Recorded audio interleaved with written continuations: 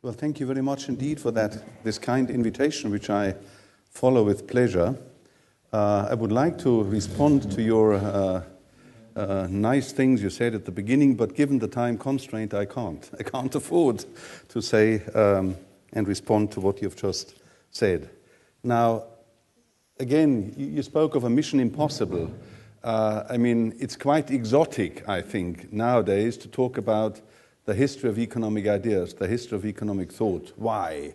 Isn't all that is good and worthwhile contained in contemporary economics, and whatever has been wrong and stupid has been eliminated because the process of progress in our discipline is just infallible. You get the good things, these are preserved, and all the rest is just forgotten.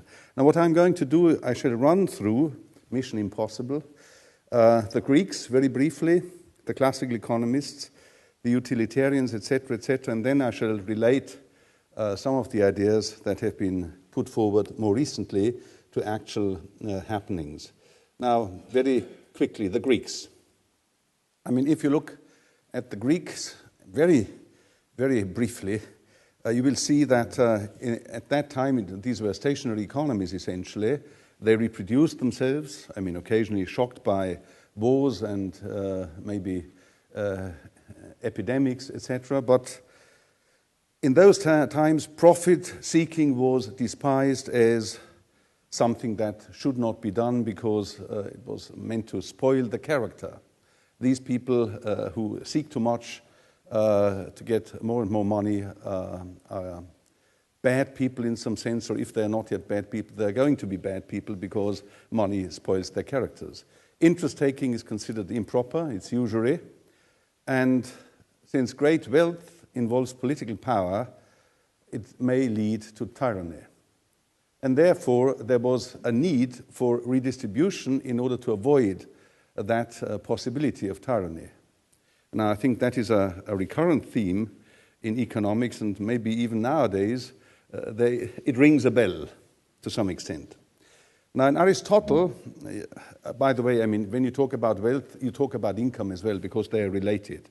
Maybe not that closely as we usually assume, but they are related. Therefore, you can't really disentangle the two things, I think.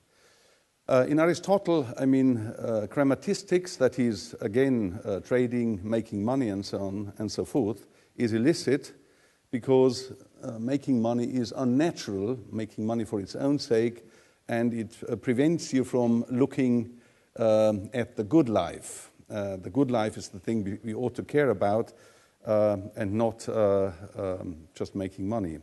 Interest is usury. And similarly in the scholastics, I have no time to enter into the discussion of them, of course. Now, there's one thing which I would like to point out to you, which is called antidosis. When you had to finance in Athens, you had to finance, for example, ships, warships, etc. You had to get the resources to do so, and there was that interesting institution, exchange of estates between two parties. If one party who was supposed, amongst the rich, full citizens of Athens, was supposed to finance a particular activity, and he was convinced that his own wealth, his own riches, are less than that of another person, he could say, well, I'm willing to do that, provided we exchange our estates. Now, think about today, people, you see, willing to do certain things if they are able to exchange their properties. I think it's an intriguing idea. It was executed, I think, not terribly often, but occasionally, I'm told. Now, the classical economists, I think in the time of the classical economists, and particularly Smith, the great achievement of Smith was to turn something, namely profits and interest, that were considered to be, in some sense, problematic, into a useful thing.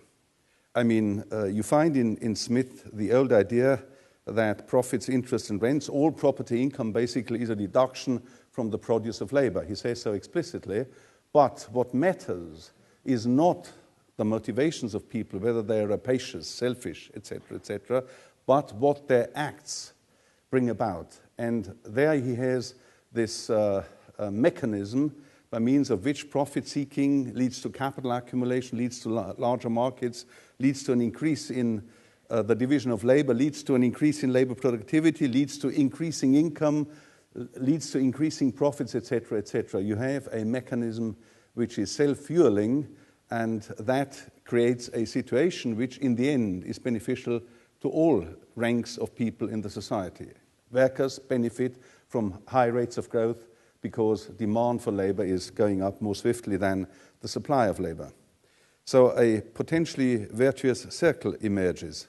However, Smith was not of the opinion that this will emerge of necessity.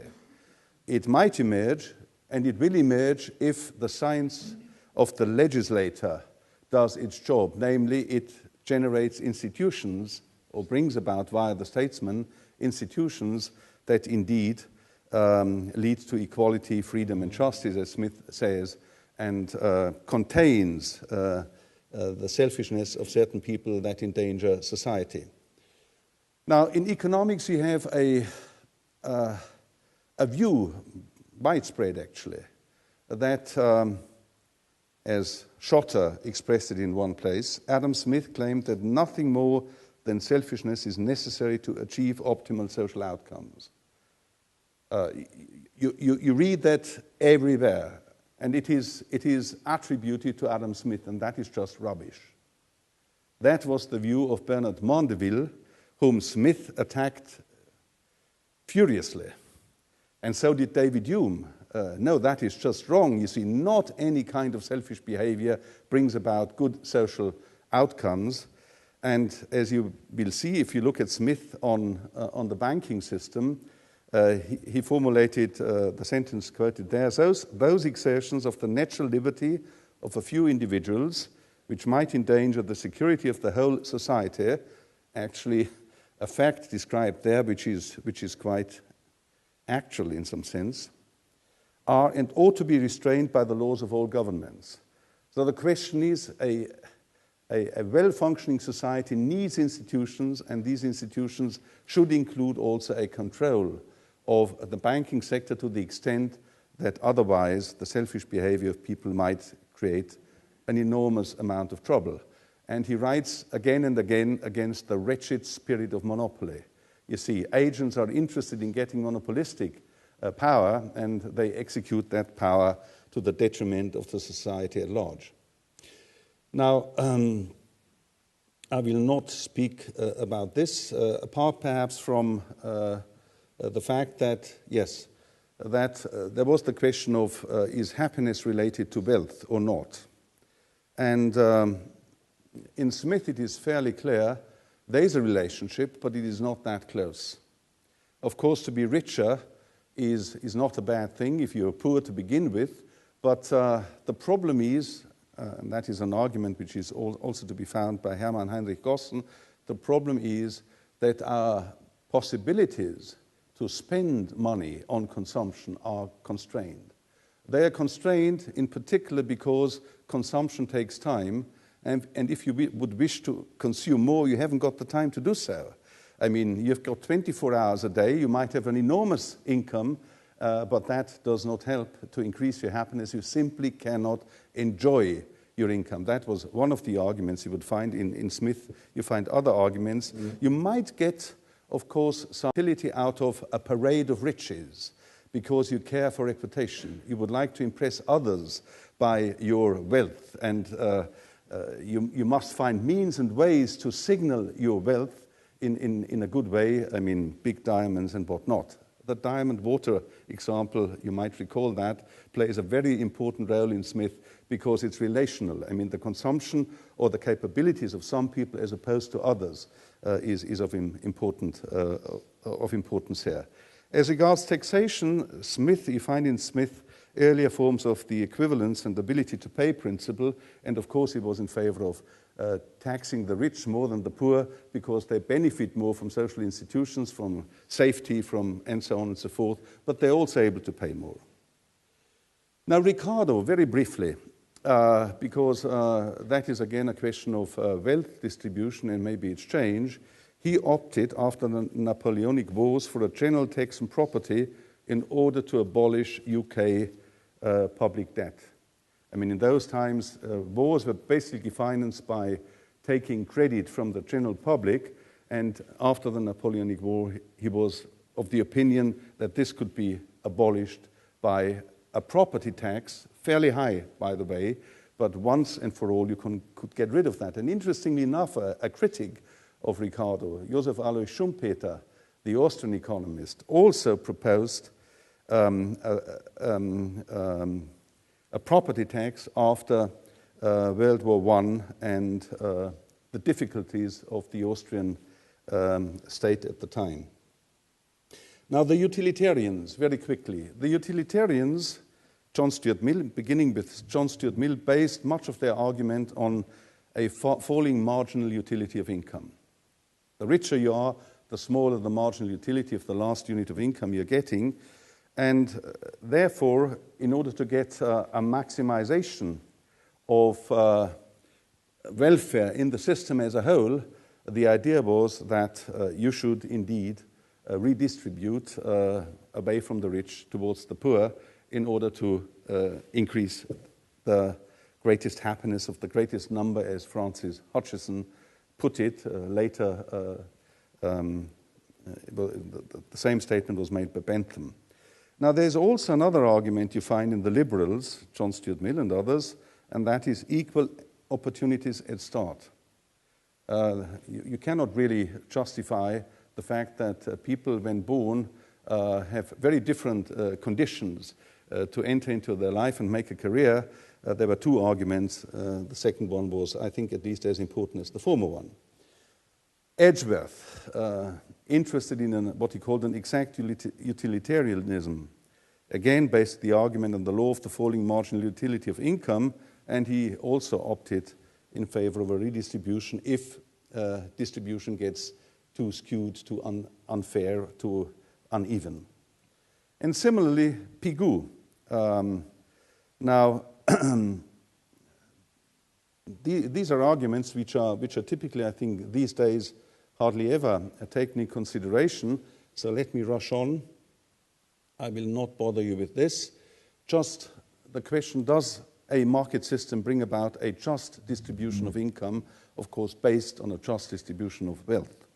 And you find different opinions. John Bates Clark, the major advocate of marginal productivity theory around the turn of the century, 19th to 20th century, said, yes, indeed, this is an ethical principle to pay people according to their marginal productivities, whereas others, such as Pigou, already mentioned, but also Paul Samuelson, did not agree. The argument there was the market system, if it works properly, if we are not in a depression, Samuelson was a Keynesian to some extent, it works efficiently, but it is not just. And in Richard Musgrave, reflecting the Keynesian revolution, but also the influence of Samuelson to some extent, had the third branch in government, and that was a redistributive branch. Now, empirical studies, I will not speak about this because the second speaker will presumably focus attention. It's just a few ideas. The first one who really studied, I think, the distribution not from a functional point of view, but from a personal point of view was Pareto. And the Pareto distribution, I think, is known ever since. He found out that in many societies, a sort of Pareto principle applies, also known as the 80-20 rule. 20% of the population control about 80% of the wealth, and 20% of the most affluent, another 80%, etc., etc. So that was the idea. Of course, that changes as time goes by, and even Pareto observed at his time that there were changes. Now, I won't talk about this. Quickly on the Kuznets curve, there was the idea put forward by Kuznets that income distribution would become more unequal at an early stage of industrialization. We are talking about the time after the Industrial Revolution, essentially. It would become more unequal, but then it would become more equal again, and the arguments he put forward were urbanization, shift away from agriculture towards manufacturing, and what ought to be mentioned as well is, of course, schooling, enrollment in schools. human capital formation that played an important role, and that is also a topic in some papers in what is known as New Growth Theory. Now, Atkinson recently gave the Graz Schumpeter lectures, and it was, of course, these were, of course, lectures dedicated to his main theme, that is distribution, and he put forward an argument amongst many others, and one was that in a period of stagnant growth and perhaps high unemployment, with all those activities to be financed by the state and its units, you might have to tax more property income, because otherwise social product doesn't rise as much as previously. Therefore, you might have to think about a different attitude towards this. Now, skill-based technical progress. Now, here I give you a graph. I started, if I remember, at about a quarter past. So I still am I too fast talking? I am, I suppose. Well, forgive me, but you see, 20. Yes. Well, anyway, let us briefly look at this. I mean, here you have a graph. I hope you can see it. There is one which is sort of U-shaped and then moving up again. Now, what is the idea? On one axis, you have got redistribution policies, broadly speaking, right? A progressive tax system, etc., etc. And on the other hand, you have inequality. And if you look at the first U-shaped curve, this is reflecting the political situation in an economy. And the argument is, if inequality is very low, then people are generally inclined to support redistributive activities, which preserve a small degree of inequality. But the larger inequality is getting, the less pronounced you find that attitude towards redistribution. Because the more inequality you've got, I mean, some people would lose a lot and therefore they're opposed to that. But there comes a time, or rather a level of inequality, where the really poor are getting, again, very much in favor of redistributive activities. Therefore, you have that kind of U-shaped curve. Is it clear? Okay, that's one thing. The other thing is the second curve, and that reflects, the accumulation activity in the system. The argument is basically that poor people have little access to credit, insurance, and whatnot, and therefore cannot engage in human capital formation as much as they would, presumably, or they could. And therefore, the argument is, you get that downward sloping curve. If people are having access to credit, they can engage in human capital formation and so on and so forth. If not, not. Now, these two curves intersect. That is the assumption here. They intersect 3 times, S, U, and S dash. And these are called equilibria. I mean, the paper I'm talking about is essentially by Benabou, from a political scientist and economist. And these intersections give you equilibria. The U equilibrium is not stable. The other ones are stable. And the argument here is you can explain in this way why you have very, very widely different what are called social contracts, societies which are either more welfarist, as Europe, or more laissez-faire type societies, as the United States. S would be, for example, a welfarist state, as you find them in Europe, Austria maybe, whereas S dash would be United States kind of laissez-faire economy. Both are stable, so I mean they can coexist. There is no tendency from one to the other, as it is described here. So that is the beginning of the story. And the question now is, I mean, how does technological change or other changes in the system affect the situation? And the argument that I'm presenting you is that skill-based technical change has a tendency to undermine the welfare state. That's the argument. Now, what does it mean? Technical change is exogenous. And technical change impacts on both curves I showed you. They move as skill-based technical change occurs. And they move, that is one possibility, in that way.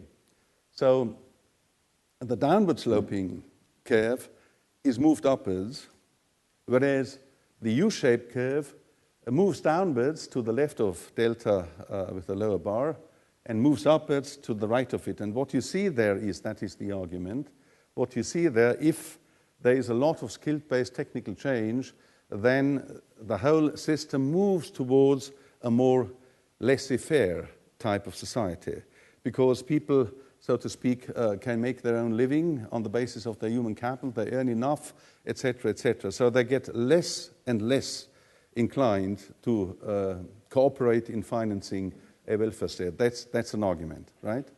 So it's a dynamic system. Now, of course, one might ask the question, is technical change just something exogenous, or is it shaped by what is inside the economic system? Is there a co-evolution of institutions on the one hand and technical and organizational forms of production on the other hand?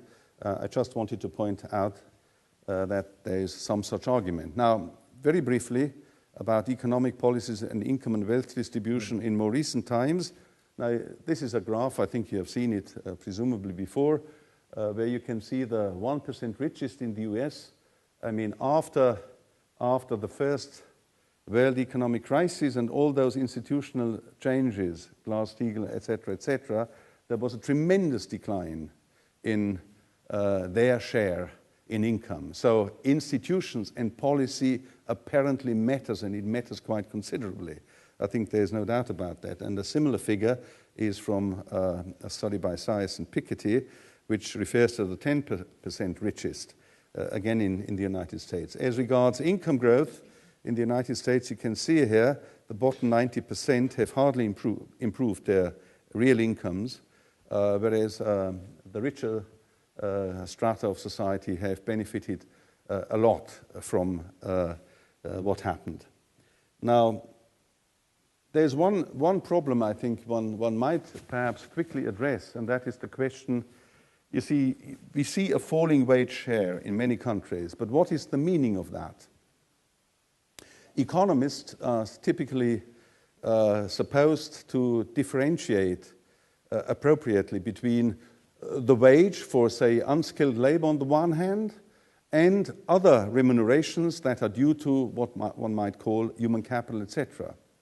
Now, if you do not disentangle these things, as you do not disentangle, for example, the concept of the rent of land and profits, an old problem Ricardo was concerned with and thought that is very, very important to understand the differences, then, of course, a falling wage share, if the interest component is getting larger, implies, of course, that you underrate, indeed, the decline in wages for unskilled labor. This is just an aspect I wanted to mention. Now, the problem I would like to conclude with, I'm almost in time, only slightly over it. This is from Jeffrey Sachs. A quotation, "The financial crisis of 2008 was not an accident." This is a very harsh judgment, and I wonder what you say. It was the result of a long period of political decadence in the United States, aided and abetted by a growing hole in economic science. Jeffrey Sachs. Because of the central role of both the dollar and Wall Street in the global financial system, because of the centrality of US economic thinking in shaping global economic policies and institutions, the rest of the world has been carried with it into the fury. I have never expected him to say such a thing, knowing him from various occasions. Now the question is, does Finanzkapital and democracy, can politics regulate the financial sector? Sachs is very skeptical, and maybe his skepticism has found more support more recently. Congress and White House are set to let this happen so as not to cross the campaign financiers. So it seems that there is already a situation where well, I'm not saying tyranny, of course, but enormous power has emerged. Can we rely on what Bernard Mondeville wrote in 1705? The best of all, the multitude did something for the common good? You see, that is the idea that whatever you do, it has socially beneficial effects. That is Mondeville. It is not Adam Smith, to be very clear. Okay, now, this is the booklet you kindly mentioned at the beginning, and if you are interested, it should be out before long. Thank you so much indeed.